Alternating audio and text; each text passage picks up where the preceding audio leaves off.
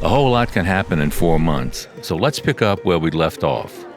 Every kid dreams of getting drafted and playing in the NFL.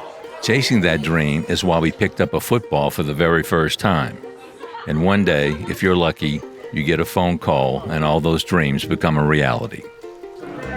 1, 2, 1, 2, mic check, mic check. I started planning right after the combine. So it was in March, right after the combine that I ran, sat there with my agent and just talked to him, what you think I should do? And so once I figured out where I was projected to go, I based it off what day I wanted to have a get together and have my family members and I'll come and just live the moment out with me. Tight.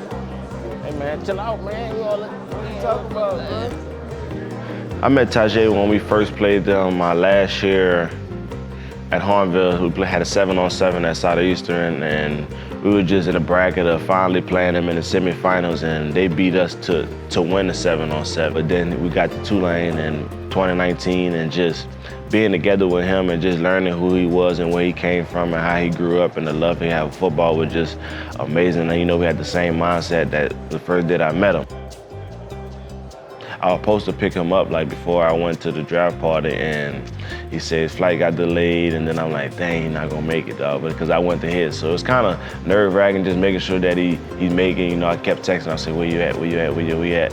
Well, they tried to call him first, and his phone was dead, and then to surprise him first so he knew, but they called me, and then I answered the phone, and I said, who this is? Who this is?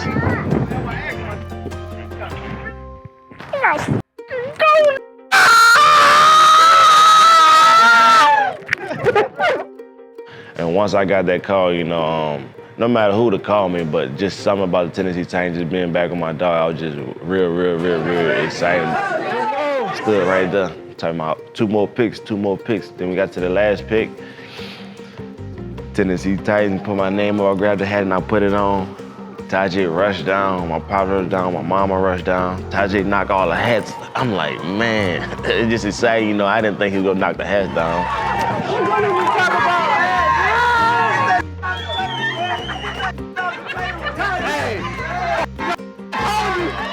But the crazy part is, Tajay daddy called me once a week and we talked, man. He said, man, how is looking, man? How is looking? What you thinking? And I just give him the rundown, blah, blah, blah, this and that. Hey, man, every time we talk, it's like, the Titans come and get you, man. The Titans come and get you. Every time we talk, it don't matter if it's the beginning or the end of the call. Before you hang up, you say, Titans come and get you. I don't know about y'all, but y'all gotta pack your bags and come watch me and Tajay now, so bring your luggage, you heard? After they called me and I got the call and Tajay daddy was there, he was like, I told you. There's only one thing that's better than watching your teammate get his name called on draft day, and that is hearing your name get called. Pick in this 2024 NFL Draft, the Tennessee Titans select Jaquan Jackson, wide receiver, Tulane. I think definitely throughout the day, just kind of the uncertainty for anyone going throughout this process. You hear a ton of things and this and that, and it can either, go up or go down. Yeah, I think we kind of just got to the point where, we weren't really stressing about it anymore, that, whatever happens, just controlling the controllable. But, everybody was here to have a good time and, celebrate this opportunity and celebrate this time together and this time of fellowship. Yes, sir. Yes, sir. Mom! Let's do it. Get your jackets. Green Bay. And then getting the call and, talking to them and going through it. And then as soon as the phone call ended, we looked in here and it was on the TV and, same thing, just going to share that experience with them and, see the joy on everybody else's face is, my favorite part of it.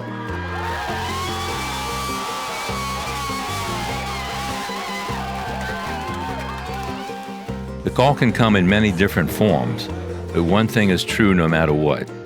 On the other side of that call is an opportunity to prove yourself and earn your spot on an NFL roster.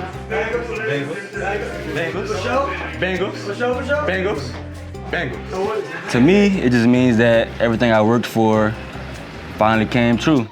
I know what I got to do, and them not picking me definitely lit a fire under me for sure. So I can't wait to get out there and go tackle some people. Yes, sir. Let's do it. Yes, sir. Definitely the best offer I could have gotten, to be able to have the opportunity to stay here in New Orleans, a city where I've developed so much and grown into the man that I am today. To continue being Nola's very own and having that opportunity is a blessing, and here we are. While the future of the NFL wave is realizing their childhood dreams, the work has only just begun for this year's men in the Isle of Blue. Right now, we are in the dog days of summer conditioning, where boys become men.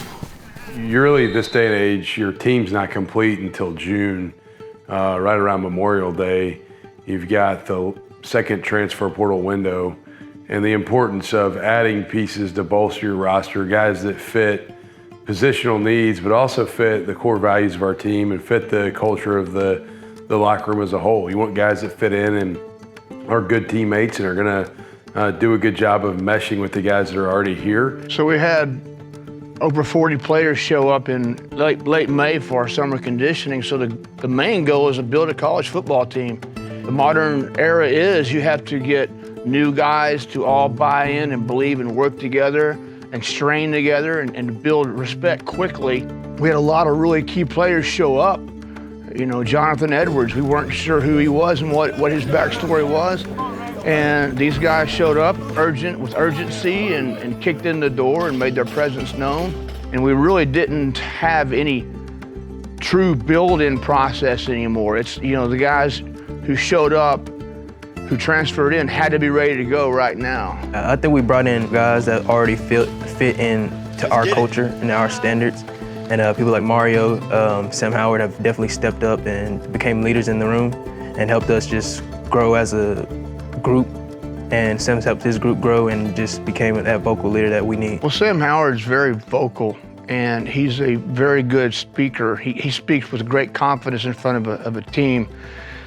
It takes a lot of confidence to be a new player in a new environment and to be vocal. He kicked in the door immediately and said, "Hey, here I am, and this is what I stand for." Yo. Hey, if you allow mediocrity from your teammate, this team will be mediocre. Yeah. And when we trying to go, mediocre ain't an option. Yeah. So hold your brother accountable. If you allow him to be mediocre, this team will be mediocre. I promise you that. Hold your brother accountable. Bust your ass today, because all you got is today. Only thing is promised is today. So bust your ass today.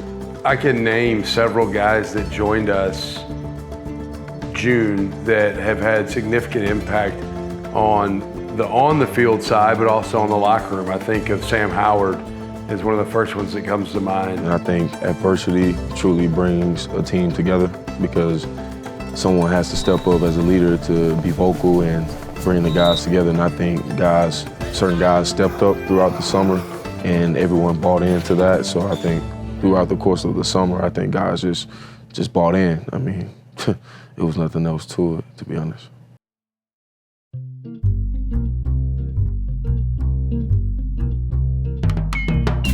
Talking season, we can't have football season without it. Great job by the conference putting on such a first-class event. The one unique thing was that in our league now, every coach is there on the same day, which is not what I'm used to. So it was definitely maybe more of a blitz. It was like very fast. It was kind of a blur of sorts. Really enjoyed it. Got to spend some time with Tim Pernetti, our new commissioner, and enjoyed that. And got to know the staff in our conference even better than I've gotten to know them since getting here. And then got to spend some time with the other head coaches and just get to learn about maybe what's happened in this league, what's going on in this league, and things that are really ground floor, foundational pieces that have made this league unique. It was fun. It was definitely something new for me, for sure. I'm not really like a person around pictures and the cameras and stuff like that, but it was definitely fun. It was definitely a fun experience to go through. You know, it was me and Pat and Sumrall and you guys, and it was pretty fun, man, to get outside, your comfort zone a little bit and talking to the AAC, the media crew and everything else like that. So it was definitely a different experience. It was fun for sure, though. While most fans are excited to find out where their favorite team ranks among the competition, Coach Sumrall is fired up to be the only school that brought 2 linemen to Arlington. I drilled it down to it was probably going to be a lineman on each side of the ball, and felt like we started with defense and nailed down Pat Jenkins is going. Pat's been a stalwart and a household name here on the defensive line the last several years and really does everything to a high standard. On the other side, we looked at taking an offensive lineman and really had 3 options that I thought fit. Could have very easily taken Josh Rimitich, told Josh that. Could have very easily taken Ra and told Ra that. But then felt like taking Vinny made a lot of sense because he's going to be likely our starting center. And also the fact that he's a transfer, and in this day and age, really to show there is no last year's team and then this year's team guys. We're all on the same team. Everyone loves a player with a unique personality. Well, Vinny has plenty of personality to go around. He is the most interesting man in the Wilson Center, and he has kept us on our toes since the very beginning. When he came on his visit, it was him and Dad. It was a little out of the ordinary. He came in, he wore a hood the whole time. His official visit here, he's wearing a black sweatshirt, he's got the hood up, and he won't take the hood off. Like, it doesn't matter where he is, it's at a dinner and a lunch, and I'm like, I don't know if I want to be around this guy. Like, it's hard to really get to talk to him. Going back to when he was visiting, making his decision to come here, at Marriott on Canal, I was sitting next to him, and he was interviewing me. It wasn't like your typical recruiting visit. He was asking me more questions about, what we're made of and if we're a good fit for him. I was very serious about my business. I was wearing my hood. My hood was up the whole time. I came in here, I had a serious mindset, serious face, because I was down to make a decision. It was between Tulane and Alabama at the time, and when I came here, I don't know if they were weirded out by it or not, or I stepped on a few toes by it, but I was definitely kind of like myself. I was kind of off a little bit. I was just listening in and communicating on what what they want to offer and what was going on. So yeah, that's kind of it. Man, he's a character, man. That's my guy, though. He's very funny. It was a fun trip with him, just him being my roommate for them 2 days. It was very fun. A lot of jokes was going on and things like that. So don't take the first impression of him kind of not smiling or just being sort of smug as who he really is, because he's just trying to feel you out and get to know you. But really deep down, once you get him to open up, he's really engaging, very interactive, funny, unique, colorful personality. And he's a hard shell with a soft inside. He came in just with a lot of energy, just hyped up, and that's been the guy that's been consistent pretty much since I've known him. Always a high energy, very happy. You could just tell he's excited to be here, and that's kind of the lasting impression he had on me since the first time meeting him. He's one of the highest vote getters in our leadership council through off-season workouts with our team, and so he's been a really good leader. He works incredibly hard. He brings it every day, and it made a lot of sense to kind of really show this is one team, no matter where they came from or where they were last year, we're all on this year's team. This summer, we opened our doors for a night of food, football, and fun for the inaugural Tulane Football Women's Clinic. Yeah, so the Women's Clinic is just an evening offered to women in the community to give them an opportunity to learn about Tulane football. When you start talking trash, you have to say, I saw a house call. And you say, what kind of play? You say, kick off your tail. Overall, the purpose is to include women in what Tulane football is. My wife, when we got to Troy, she kind of took it to a different level of the numbers were really big, and it became sort of just an exciting event. It became a social event where women can engage with the game, learn the game, maybe go back home and tell their husband or boyfriend or significant other something that he doesn't know. But then also just have a good time and get to know our staff and our players. And it's about making football educational and understandable, but fun and exciting. I think it's a unique experience being from here, just being able to get, some of the people that you grew up with, some of the people that you've met throughout your life, being able to come to something like this, that they can see what it's like on a football field, what we do on a daily basis. And I know they're always interested in asking questions, what it's like to be a football player and what some of the drills and some of the things you do and what it takes to be a football player. So I think getting them involved with a women's clinic, something like that, is very unique and also fun to do. Walking in the weight room and their attention span is really peaked as it is, but I demanded them to behave like a college football team when they walked in the door. I was like, hey, you're gonna accept the role as a college football team when you walk in, so we're gonna get it up. We're gonna give you guys instruction and we're gonna show you. And so they got to play the role of a college football player there for about 25, 30 minutes.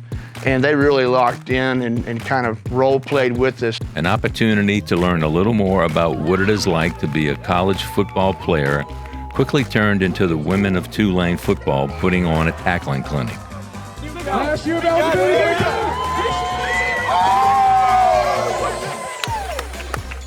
I told you had me. There we go. There you go. Yes. We've got awesome culture here in New Orleans, clearly. I mean, it doesn't take a rocket scientist to figure that out. And people here love to have fun and people love football. And so for us to be able to open that event up and really bring people into our building, into our environment, and show them sort of what it looks like, really made a lot of fun. Everything on the field has to be earned. Every yard, every point, every win is a battle until the very end. Training camp is all about preparing for that battle. The team. It's all about the team. Everything, from now until the end of this season, man, the thing I am focused on more than anything, me individually, is what can I do for this team? Not for me, it's the team. To the running back. First day fall, Kel. Nigga came. Ain't going out bad at it, boy. At it, boy. What you got? High level, get to the spot.